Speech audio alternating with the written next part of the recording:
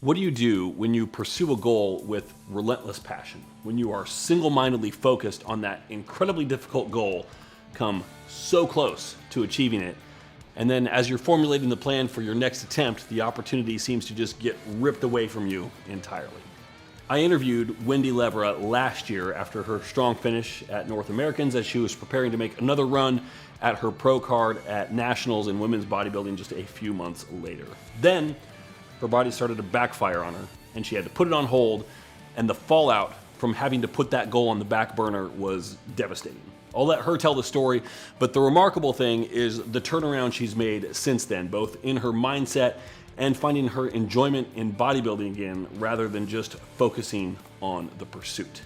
Now, taking what she's learned during that ordeal, and in addition to being a top-notch trainer, she has now become a life coach, or empowerment coach, as she likes to call it, which does have kind of a nice ring to it. We talk about her whole story here, and I let her stump me with some hard questions, digging into some of my problems as well. I have a few. So we're putting everything out there today. And yes, after our conversation, I did end up hiring her to help me work through some of my shit as well. I will keep you posted on how that goes. If you're watching this on YouTube, don't forget to like the video and subscribe. And if you're listening to the audio-only version on your favorite podcast app, drop a review. And in all cases, please share this episode far and wide and tag me in your post. I am at Darren_star on Instagram. And with that, I bring you now my interview with NPC bodybuilding competitor and empowerment coach, Wendy Levra. Wendy Levra, welcome back to the Drop Set. Thank you. It's good to have you back. So you were here last time I actually took the time to look this up, but I didn't remember it. Hold on. October 11th, 2022. So it was actually a little less than a year ago, shockingly. Was it? I mean, that's what it says on my website. Now, websites can lie and they can be full of shit. I don't know. That might not be true, but I think it is. It feels like it was longer than that, doesn't it? Yeah, it does. Yep. Yeah. Yeah, So, a lot's happened since then. so let's talk about that, because when I had you here last time, you were kind of like, I wouldn't say fresh, but kind of fresh-ish off of North Americans and missing a pro card a little bit. So staying in the realm of bodybuilding for a little bit, what's been going on since then? Well, I was going to go on to nationals right after that, and I ended up getting really sick. I had COVID, and I found out, I shouldn't say I found out, I knew before that my kidneys weren't doing very well for actually a couple of years. But when I got the test for COVID, because I got sick and I was really sick for about 3.5, 4 months. Oh, wow. Almost missed my son's wedding. And when I got the test back, my kidneys were only functioning at 40%. And so that was kind of a wake-up call for me that I wasn't going to be able to compete. Something's got to give here. I need to rest for a while. It was my body's way of telling me, you've got to stop for right now, at least. But at the time, like, my mindset was in this space of, oh my God, I stop forever. You know, I can't do anything anymore. I had this like complete, almost like an identity death, because for so many years, I felt like I only knew myself and other people knew me as bodybuilder. And I went into a really bad depression, and I literally was laying on the couch just doing nothing with myself. And I'm not like that at all. So it didn't take got me thrown for a long. heck of a loop there. Yeah, no, I'm just laying on the couch going, what am I going to do with myself? This is my whole identity. I threw myself into that so hard for so long that I didn't know anything anymore. And it was a real wake-up call for me. So, you know, for years, I have wanted to be a life coach. And honestly, we do that anyway as personal trainers. We constantly are talking about mindset. And even as bodybuilders, we talk about mindset, and we're constantly, trying to push ourselves to that next level. So I'm laying there one day thinking, I've got to get out of this. All right, so little technical difficulty there. I moved. We're playing musical chairs with Wendy and trying to get her situated in a spot with slightly better Wi-Fi here. So I'm thinking, based on what I'm seeing so far, we got it. So you were talking about this revelation you had on the couch. So take us back to that moment. All good moments start on the couch, as far as I'm concerned. So Right. Yeah, I mean, I've never been one to sit in limbo for long, right? I don't like to not have a goal. And I know that's what has always gotten me out of any kind of depression or being stagnant. So I decided I'm going to go ahead and start looking at my options. So I thought I'm going to go to school for life coaching, just see where that gets me. And I'm going to get a life coach. And so that's what I decided to do. I'm just sitting on the couch anyway, right?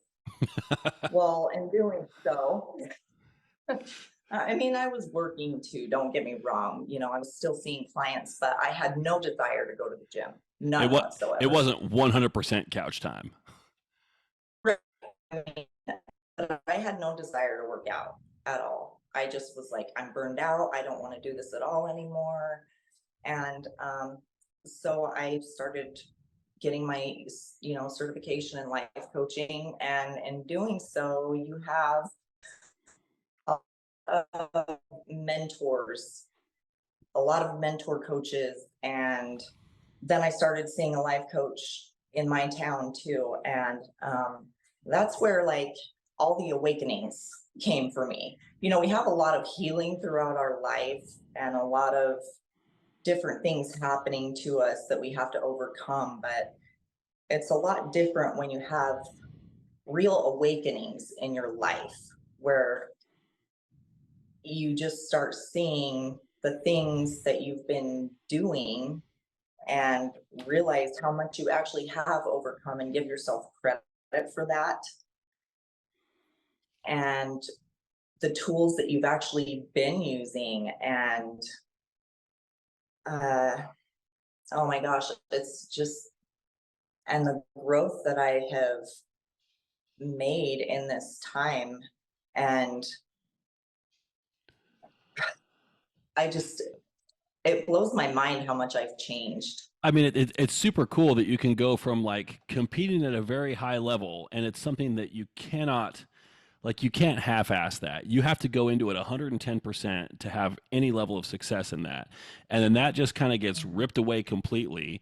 And it wasn't a smooth transition where it's like the next day you're like, okay, I'm going to pivot and do this. But to be able to kind of pick up the pieces and heal from that and then go on to something else that's, I guess it is tangentially related, but it's still very different. I mean, that's a big deal. That's hard. It is. Yeah. And I have to say, in the time that I rested, my body needed that. I, wasn't doing anything crazy. I started kind of going to the gym mostly because I just wasn't feeling good about my body, but I wasn't enjoying my workouts, so I would like go once a week and just like, I just trying to love your body in that point where, you're coming out of being so lean. And when you're starting to gain body fat, and you know how the bodybuilder mindset is, it's like, I mean, just post show, it's hard, but when you throw that on top of the fact that it's like, okay, now I probably can't do this same thing, like it's that post show depression, like, times 10, I would imagine. yeah, it's been awful. I'm learning now to love my body and love myself. And actually, my kidneys are doing great. And I'm feeling like, okay, I may be able to compete at some point. I just have to be mindful of the things that I do. And, you know, probably one competition a year and just, Not you know, 5 in because, a row. yeah, and I still have that desire, you know, I really do. But I think that I know that the next time I'll be in a much better headspace to do so. Well, the stuff that you're doing now, you're setting yourself up for more success for a return. Yeah. Yeah. Yeah. So, okay, I have so many questions here, and you've answered a handful of them already or hinted at the answers. So we're going to dig in here. The Break it kidney down. stuff, it sounds like that was bodybuilding related kidney dysfunction, correct? It's possibly. I think that part of it is genetic because even when I was younger, my kidneys never came back when I would get blood work done completely normal. Okay. So I think that the bodybuilding did just exacerbate it. It's And like it was kind of primed to have it's problems, my and then fault. I ignored it. okay. Okay. So, and, Yeah. well, the fact that they're better now is an indicator that that certainly was a big factor, at least. Oh, yes, for Yeah. sure. Okay. Yeah. And then the other And question ignoring it was, and not. Sorry. yeah, no, go ahead, please, please. Um, I was just gonna say that ignoring it and not, I never allowed myself to get healthy in an off season. I mean, I didn't take anything or anything in my off seasons, but I never had a long off season, like 3 to 4 months. And part of that was I hated my body. It was like I'd start to get fat. You know, to me, I was fat, and I'd be like, time to prep again. Yeah, and that's kind of the vicious cycle. And your off season time is a good chance to like, okay, we're gonna just remove everything. We're gonna simplify. We're just gonna keep it very simple. And then it's like, okay, everything's reset. Now let's go back in. And it's like Yeah. you don't have any time to really sit like that. No. Yeah, and so I did a video recently that I put on my YouTube channel that was like, ways to improve how you handle your off season. And one of the things in there was exactly that, like get your blood work taken and look at it and know what it says, and then actually do the things that you have to do was the real thing. Because a lot of people, they're like, get their Yeah. blood work checked and like, oh, yep, this is fucked. Okay, let's keep going. It's like, Yeah. no.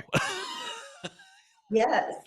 And think about how much better your body would look if you did, you know, just allow your hormones to readjust and allow yourself to put on the level of body fat you need and just get healthy and imagine how much better your prep would be, how much better you would feel. Yeah, yeah, and the other thing there also is like everybody tends to have this mentality where it's like, okay, this next show, this is the one that's gonna do something. I don't know what. So they put all their eggs in that basket, but you got to think like, okay, let's say you do at that show earn your pro card, or it's a pro show and you win it.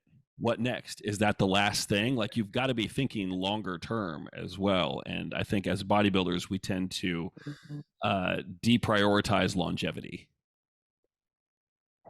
Yeah.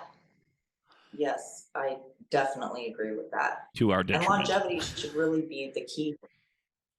Yeah. And I think that's too why there's been a lot of deaths, honestly, because of not paying attention to those factors. Yeah, I mean, it's very rare for somebody to just die acutely, unless they're doing something dumb, something that Mhm. they shouldn't be doing. Like usually, it's like, okay, we're having organ failure. It's chronic kidney disease. It's acute liver failure or whatever. It's like there are warning signs for that stuff, and the way that it becomes a problem where it requires some kind of surgical intervention or some kind of significant procedure is if you ignore that. If you don't ignore it, Yeah. that stuff is usually addressable. Yeah. You know, and people like to blame the coaches, but like I said, I mean, I knew and I ignored it because I wanted to get that pro card. And look, it didn't happen. And at some point, you have to take responsibility for your own actions. you Yeah. know, Yeah. and And also like, I can, as I can tell clients like, okay, we should stop doing this, we should pull back on this, whatever. But it's up to the client to then hear that and do it. And a mhm, lot of the personalities that are drawn to bodybuilding are the kind of personalities that would be like, okay, yeah, I hear you, but, and then keep doing it anyway. yeah, and that's what I did. That's what I did. Yes, I you, wanted Wendy, are the it coach's so nightmare. bad. Yes, yes, I was, and yeah, I mean, in a lot of ways, but when like, I got sick, well, yeah, yeah. I mean, in a lot of ways, you're the person that every coach wants because you'll do whatever it takes. But at the same time, it's like yes, that can be your worst enemy too. yeah, I can. Yeah, Yeah, it's like, yeah, I'm a workhorse, until it was time to when my body said, no, you can't anymore. yeah, And let me tell you, I felt like I can't even tell you how terrible I felt. When your kidneys are shit, you'll feel it was it in mostly every just way. like massive, just inexplicable fatigue, or was there more to it than that? More to it than that, massive fatigue. I My whole body hurt, and when I did try to work out, I was extremely weak, and there was like it was almost like nerve damage or something. I would try to work out, and I would shake so bad I couldn't lift very much. I still have some of that, but not near as bad as it was. Things that I would eat would make me really sick. Um, yeah, I'm trying to remember everything that was going on because there was so much, but like, yeah, like you can't eat a lot of things. There's a lot of signs that you tend to ignore. It sounds kind of miserable. Acne really bad. Hmm. Yeah. Your skin takes a lot of it. Really bad Interesting. acne. Hmm. Interesting. Mhm. Um, so I was thinking here, another thing that I think is worth mentioning. So, like on social media, on Instagram, like you post stuff periodically, and hadn't been a lot of gym stuff lately, but every now and then you'll post something. It's like, okay, she's still there. You didn't completely shrink and wither away to Yeah. nothing, and it's just. It is a Oh no. sign like the body will kind of hang on to its state to some degree, and so I think it's a lesson for anybody who goes through health issues, medical issues, and interruption in routine for whatever reason. They think they're just going to like lose all their muscle immediately, and it's just that's not how it works. No. No. And I want to keep my physique. I I will say I feel soft. I don't, it's hard because I'm not used to feeling soft, but I mean, hey, they're still there. There's still I mean, guns. I still got it. It's just I feel softer than I normally do, and that one is obviously hard to come to terms with. But I am back in the gym actually regularly now. I come and I mean I work here, but I work out. I work out pretty much 4 to 5 days a week, so pretty regularly. But I don't take it to the point where I'm like in my head, if I, for some reason, don't get my workout in that day, I'm not going to go kill myself over it. Or, Yeah, yeah. So here's the big question: are you enjoying it? I am. I actually am. This is the first time honestly, in years, I actually enjoy my workouts. But I'm focusing on getting strong rather than, I mean, yeah, I was focusing on getting stronger before, but it was more about, oh my God, I've got to do this so that I build muscle, or I got to burn these calories. It wasn't, and I had a program that I just had to follow. I had to get every exercise in, every rep. I had to make sure. And now I'm doing what I like to do.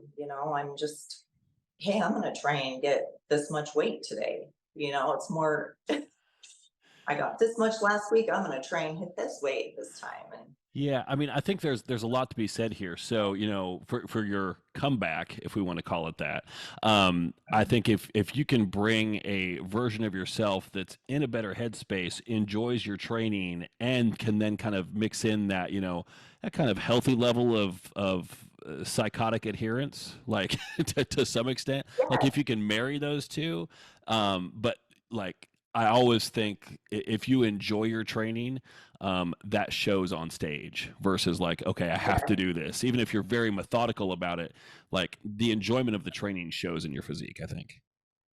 I think so too. Yeah. And next time I compete, I just go for the enjoyment and I want to enjoy the journey of it and not be focused on what happens in the end because for me, it's like, let's just show what kind of mindset we can be in, like let's just enjoy it. I like that a lot. I think that's great. And I'm wondering also, like, it seems pretty clear here that you were training before and presumably like dieting and doing everything else like purely as a means to an end.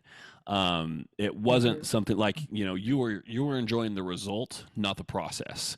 And so once the Yeah. prospect of the future result was taken away through kidney dysfunction, everything like the whole house of cards just like collapsed completely. Mhm. Yeah.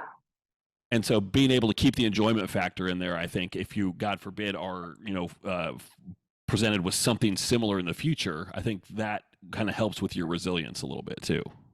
Yeah, for sure. Yeah. And then, yeah, if I don't win or whatever, then it's like, okay, cool, whatever, like if I bring my best package, then, and if I enjoyed the journey, then who cares really what happens, you know? Oh, but you're going to miss out on that next plastic trophy. I mean, Yeah, come I on. know, right? The ones that are flaking off anyway, all the crap flaking off of them, like who cares? I, I told a client in a check-in this morning that we were talking about like show placings, and I'm like, honestly, my dream scenario is to like in a really stacked class of like 15 guys finish sixth, like just out of the hardware, so that I don't have to bring the thing home and find a place to put it because my wife is kind of particular with interior design, and it's not going to go anywhere that it'd be publicly visible. That's where mine are at. I don't have mine anywhere where anybody can see them because I don't care. You know what I mean? Like Yeah. they're ugly. They're not. I have one that's like really nice, and it was actually the first amateur show that I got the overall win at. And it's actually a really nice trophy, Oh. but I still don't like put it where everybody can see it. You carry it around, you just stick it on the dash of your car or something like that, so it's with you all Yeah, the for time. real. It's like, Foot ornament. yeah, yeah. And actually, my boyfriend just makes me keep them out because I'm like, okay, whatever. That's hilarious. Uh, They don't go with anything. yeah, yeah. I mean, they tend to clash with everything. Some of them, some of the ones that I've Yeah, seen are like amazingly tacky. yeah. There, I've there, seen some. there should be a trophy hall of shame somewhere. Yeah. So let's shift then. So I want to know more about what you're doing now. So you've mentioned before like life coach, etc., but you call yourself an empowerment coach, and I think that is a really cool title. So would you say that that is different from a life coach, or is it basically just like branding a little differently? It's kind of branding. Yeah, and I just have that on my Instagram because for me it's about empowering people to transform themselves in a way that they see fit. So, if they're coming to the gym or however they want to transform their life. So, if they're coming to the gym to uh, feel better and get healthier, whether that be, uh, to put on more muscle or lose weight, or maybe they just want to, I don't know, feel, more energized or whatever. Because I have people that come in here really for the therapy, and they might not be your typical gym goer. and be, you know, super fit or whatever, but they come just because it makes them feel better. That empowers them. They're getting stronger. They might have more energy to keep up with their kids or whatever. That's what they're doing, and they're working on their mindset when they're working with me. Mm-hmm. You So know, what does it look like? So I mean, it sounds like is this I'm trying to think of the right word here. Side hustle isn't the right word, but I mean, you know what I'm talking about if I say that. Is this like an add-on, something that you're providing for people that you work with in a training sense mostly? yeah. So sometimes, so Okay. I offer life coaching on the side, like one-on-one. I offer workshops, public speaking, but I also do personal training and life coaching as an add-on for them, so that especially people that are working on their diet, etc. Because when you're thinking about nutrition, most people tend to overeat or undereat, or there's something going on in their mind. And most people tend to make a little bit of progress. And then for some reason, they want to come back to their comfort zone, right? They get comfortable, and then they might make a couple steps, but they just, they were comfortable back here. So they take those steps back. So people tend to not make as much progress as they would like to. So we got to find out their why, you know, their real reason why they're doing this. And most people, when you ask them why, it's like, oh, because I want to lose weight or I want to put on muscle. But why? We got to find out the reason why. And a lot of people, when you dig down deep, there's a lot of other reasons. Maybe they have a health issue. Maybe it's because they want to keep up with their kids down the road, or they have grandkids, you know, and there can be, or maybe they were made fun of as a kid. I mean, there's a lot deep down that people need to find within themselves to overcome these issues.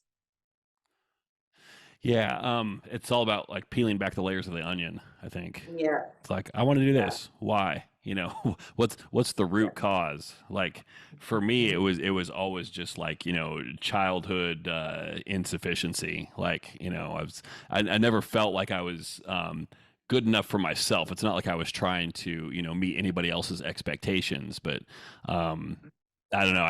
I even now I can't really articulate it very well. So here's a good question. This is a good thought experiment. We're going to put you on the spot here. So let's say I am in what town in Nevada are you in again? Sorry, I'll go. Nevada. It is Nevada, not Nevada. Yeah. Yes, I remember that because I had a great time in Nevada. Like the vowel sounds line up there. So okay, so I walk into your gym. I see you. I'm like, hey Wendy, I want to do some training. You look like you know what you're doing. I need some help. I need someone to push me on some stuff. And so you might then say like, okay, cool, let's do it. And over the course of a handful of sessions, would this be something that you would like bring up? Like, hey, you know, I do some life coaching as well. Is that something you feel like you could benefit from? Do you talk to somebody about that from the very beginning? Normally I talk to them from the beginning. I'm not pushy or anything, you know, but I offer my packages right away. I tell everybody what I'm doing. Normally I life, I life it right away. Me too, all the time. Yeah. I'm just lifing out here. Totally. Yeah. Yeah. I offer it right away, especially because I do think that it would benefit just about anybody, you know. I tend to agree. So okay, so you pitch me on it. I'm like, yeah, because you know I got problems. I know I need to work through some stuff. So like, how does that process start? Like, I'm curious. Like, are you talking to me like during rest periods in between sets, or do we have like separate time where we sit down and? Separate time. Okay, Separate time. I good. mean, if somebody's talking about somebody during a rest, about something during a rest period, I might like ask a question. It, you know, it can be various things, but a lot of times I'm gonna be like, we need to have a separate session, because that, I mean, you can't get real deep during a training session. That's time to push, Yeah, you know. and I'm gasping for air, and I'm not going to provide the most insightful answers probably. No. Okay. All right. So Yeah. we sit down and we've got a separate session lined up. And I mean, we could role play a little bit here. Like, how does that start? Like, what kind of things do you need to know from me in order to like, you know, I guess the question is like, you got to stick a shovel into the ground and start digging. Where do you start?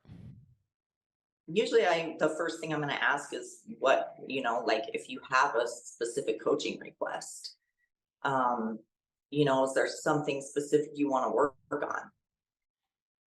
on? Yeah. So a lot of people, everybody's different, Yeah. so, if somebody's coming in for nutrition, I'm going to ask what their diet's like. Do they have issues with overeating or undereating? What's their why? Why are they coming to the gym? Why are they wanting help with their nutrition? And then we just you just got to keep diving in. Okay. So I'll play along here. So, I'm not trying to get like free life coaching out of you. No, you're good. I want to kind of understand like how this actually works. So I would say like, okay, well, I'm a competitive bodybuilder, and I'm not necessarily trying to chase a pro card or anything like that, because in order to do that, like I just don't think I'm necessarily genetically cream of the crop enough to do that. But I want to have a good time doing it, and the most important thing for me is that every year I'm bringing something that's better than the previous year. So I'm very realistic about my goals. But at the same time, like I'm a head case. Like I get in my own head. I overthink stuff too much. I compare myself to other guys when I know I shouldn't. And like it's a real problem. So how can you help me get out of my head or like reprogram things? You said a lot in that.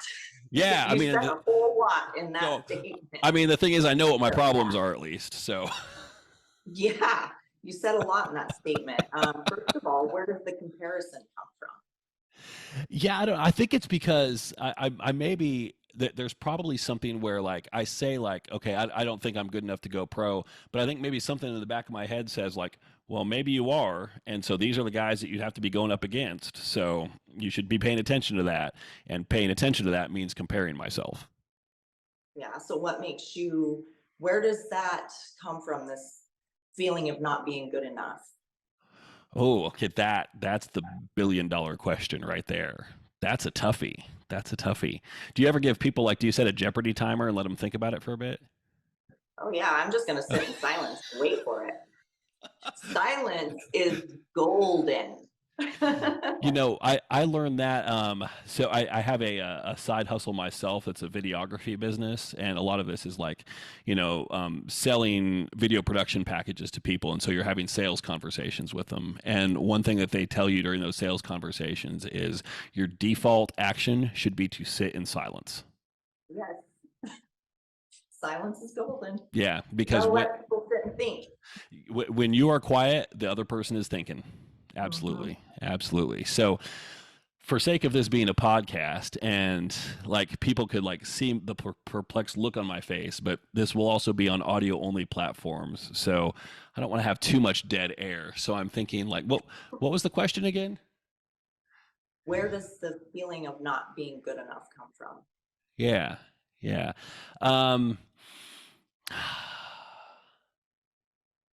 Here's that silence.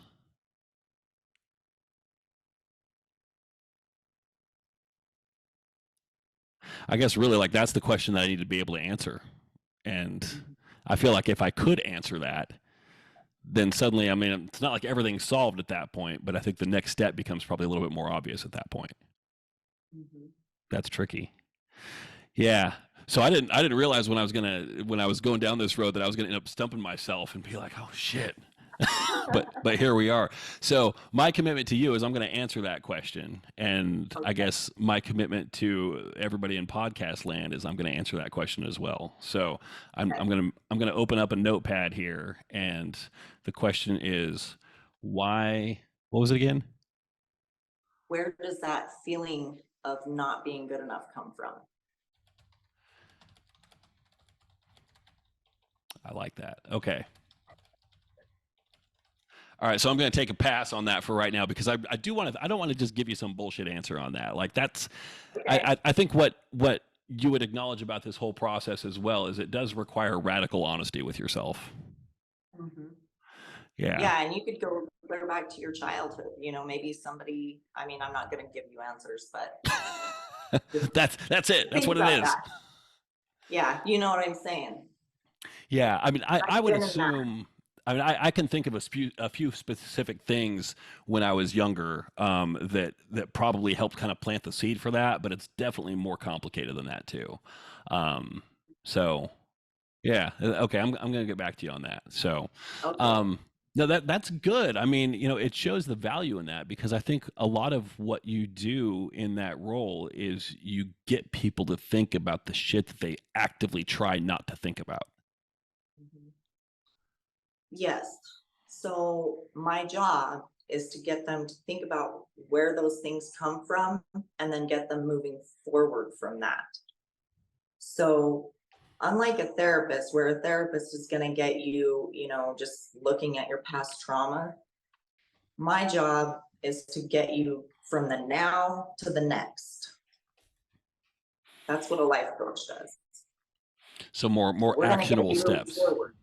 Yeah, actionable steps. So we're going to like set a goal, get some actionable steps, and keep you moving forward. And you might have some breakthroughs, and maybe you'll take a step back every now and then. And my job is to make sure you're going to keep moving forward. Like, no, you're not going to stop here. We're going to keep going. I keep you accountable. Let's go. Let's go. Let's keep going. If Nice. we need to reframe something, we'll reframe it. Maybe you need a new goal, but we're going to keep going. So taking it away from me for a bit, which I'm thankful for. What are some? That's a lot of pressure, man. What are some examples of some of those actionable steps, like in generic scenarios? Like what kind of things might you have somebody do in that scenario? Usually we set like a small goal.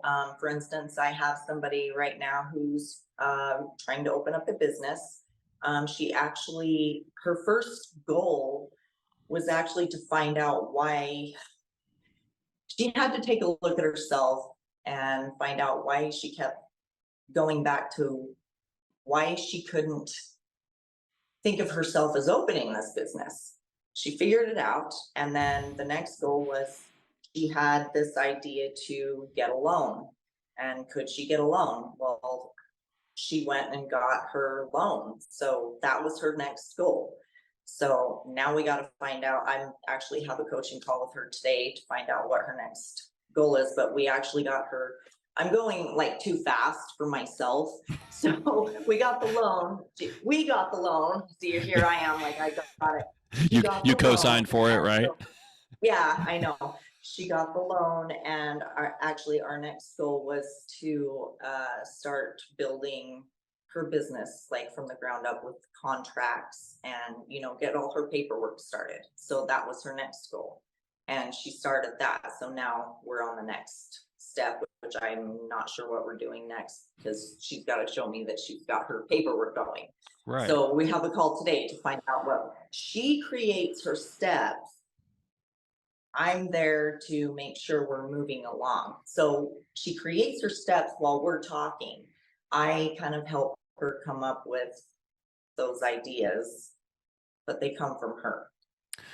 See what I'm So saying? that's fascinating because as we were talking about this before, I think it's all like mental stuff, like just fixing your mindset. But really, you're kind of like focusing her into more of like knock out your to-do list, and you're having a very tangible result at the end where it's not like, oh, the result is I feel better about myself. The result is I have a function opening business.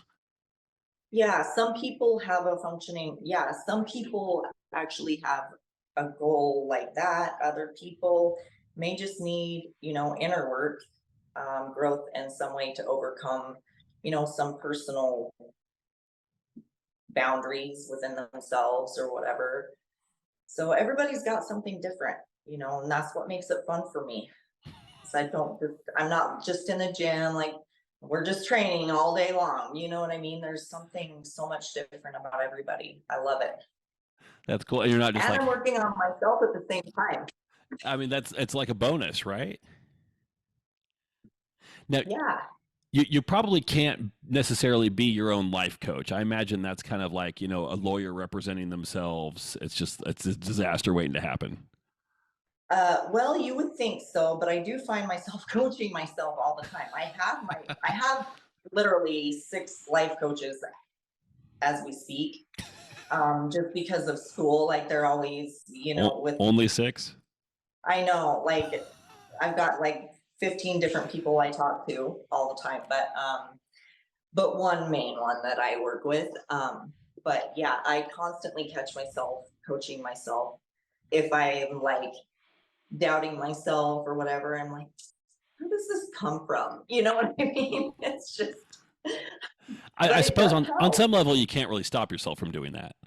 No, I can't. I'm like, oh, and sometimes it does work because, you know, I can get myself out of those negative thoughts Mm-hmm. a lot better than I used to. Do you find, like with the example of your client that you were just talking about, that a lot of your effort and energy is really just kind of like on help keeping them focused and setting their priorities as much as anything else? Like they've probably got too much stuff in their head and you're just kind of like, this, do this one thing. Sometimes, yeah.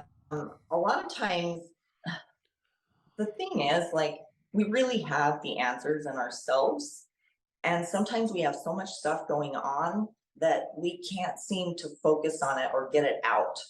And we just need somebody to level us out a little bit and get it out of us. You know, it's like, why aren't you doing it? Why aren't you doing it? You know, it's just, what's holding you back? You know, it's just asking the right questions to get somebody to just narrow it down. And sometimes I guess That's getting them it. to say, like, you know, what's stopping you, and then they have to have that realization, like, well, nothing, I guess. And it's like, oh, well, if it's Yeah, nothing, then fucking do it. that's exactly, that's it right there. Sometimes it's just the smallest thing. You know, some people might need just one session to just be like, you were right, that's all I needed. And then other people might need, you know, several. I mean, it just, yeah, Daily. yeah, for real. I feel like I'd It fall into probably the is daily daily for me. category. Like, okay, Wendy, it's 5 a.m. now. What am I doing today? Help me out here.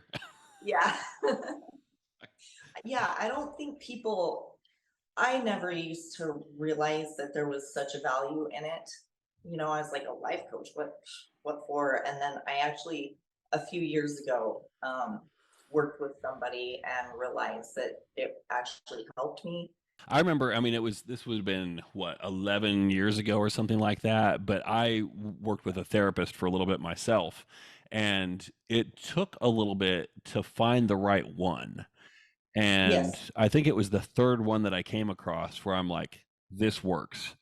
And Hmm. after the first and the second, I'm like, therapy is a joke. What is this nonsense? Like, I feel worse now than I did when I walked in. And Yeah. and the third one was like a revelation, a completely different experience. And it was like, oh, this is what it's supposed to be like. This is why it's Mhm. useful. So I think knowing what the potential of something like that or something like this is, you've got to like seek out the right person until you For have. sure. It's just like working with a coach, you know. I mean, like a bodybuilding coach, I feel like you've got to have a personal rapport Yeah. and like a connection with them for it to really be effective. Yes. With any of it. Yeah, for sure. Yeah. So how can people find you online? Like, do you have a website, or are you focusing mostly just on social media? I focus mostly on social media. They can also email me, DM me. So yeah, either one, Instagram, Facebook, and just shoot me an email, either one, and I can just hit you back. So I'll put the contact information up on screen here with my magical post-production editing skills. But on Instagram, you are Uh, Wendy, oh my gosh, I'm having a fail. brain. I know. Wendy dot Levra dot empowerment coach. I had to think for a minute. I'm just not getting enough sleep, I guess. I don't know. It's not dot coach. It's just dot empowerment coach. Yeah, dot empowerment Okay. coach. All right. And then Facebook is Wendy Nelms Levra. My company is yeah. Oh my gosh, I need to go to bed. Wendy Levra Life Solutions. I swear, I have not slept good in like 3 days, so I really am tired. Wendy Levra Life Solutions, and yeah, you can just hit me up and I'll get you back. What would your coach say about the fact that you haven't slept in 3 days? Not be very happy with me, but Yeah. it's It's not that I'm not trying. I don't know why I'm not sleeping well. I'm trying. This is a new issue? I've slept. I just haven't slept good. I'm like, it's Yeah. spotty sleep. I gotcha. I gotcha. Yeah. Okay. And then also let's circle back, complete the circle here. Do you have any loose plans in the bodybuilding circuit? Yeah, eventually. I haven't really made any plans, but I do plan on competing again for sure. Right now, I it's still have the mostly. fire in me. I just, I'm trying to make sure that, I want to, compete again. I would say in the next probably year or two. Okay. Yeah. Okay. I And got some things going on right now. It's just too busy for me, but yeah. yeah, you're not about to jump into prep right now or anything like that. No, I just don't have time. Yeah. I hear you. So, I totally get I that. really do want to. Would you say Yeah. right now with your training, you're in a spot where you're just kind of like enjoying it more than anything else? You're not focusing on like, okay, I got to bring up my shoulders, so let's focus on that a little bit more. Is that kind of like not even really on your radar? It's not too much. I mean, I do look at myself and go, definitely need to grow my back, or you know what I mean. I do. That's in me. I mean, I can't help it. It's hard to turn that off. Yeah, it is hard to turn it off, but I am trying to just enjoy it. Cool. So Cool. yeah, That's awesome. Well, I appreciate you taking the time to talk with us today. I appreciate it. Me and my my assistant down here. Aw, thank you. And yeah, he is. There's a dog bed over here on the other side. No one is in that dog bed. I think the other one is maybe right there on the couch in the background, but she's dead asleep. So I think I saw her getting settled in there before we started. So no, this was great. So I'm going to say goodbye to the audience here and stop the recording. If you could stick around for just a second afterwards, though, we'll do our debriefing and then we'll talk about all the juicy stuff that we didn't want to say to the public. So, so thank you, Wendy. This has been episode 231. I appreciate you coming back, and hopefully we can see you again soon. Yeah, thank you. All right.